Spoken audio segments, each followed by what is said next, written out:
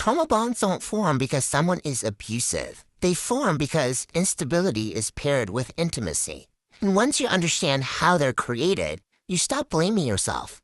Let me walk you through this cleanly. Trauma bonds don't start with chaos. They start with connection. The early stage usually feels intense, fast, emotionally rich, deeply validating. You feel chosen, seen, special. And that's important because the bond doesn't form without real chemistry. Then comes the shift. Not all at once, not dramatically. Small things.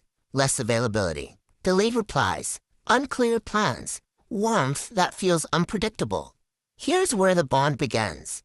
Your nervous system experiences inconsistency, but instead of leaving, it adapts. Because occasionally, the closeness returns.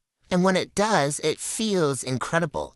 Your brain releases dopamine not because it's healthy, but because relief follows stress.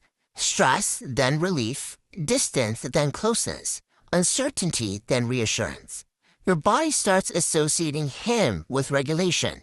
Not love, not safety. Regulation. That's why logic doesn't work here. Because your nervous system is no longer asking, is this good for me? It's asking, how do I get back to calm? And the calm only comes through him. That's the bond. Over time, you start doing subtle things without realizing it. You self-silence to avoid rupture. You overfunction to keep closeness. You minimize your needs. You wait for the good version to return. And every time it does, even briefly, your brain says, see, don't leave. You are right to stay. That's not hope. That's conditioning. This is why trauma bonds feel so convincing. Because the person isn't bad all the time. And the connection isn't fake. What's unsafe is the structure.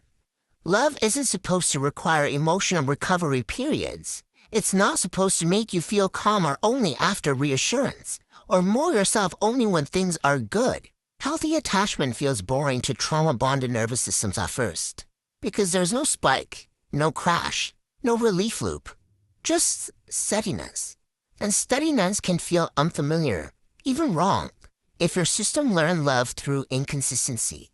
Here's the most important thing to understand. You don't break trauma bonds by cutting contact alone. You break them by retraining safety, by becoming someone who no longer waits to feel okay, by choosing consistency over intensity, presence over performance, self-trust over hope. When your body learns that you are the source of regulation, the bond weakens on its own.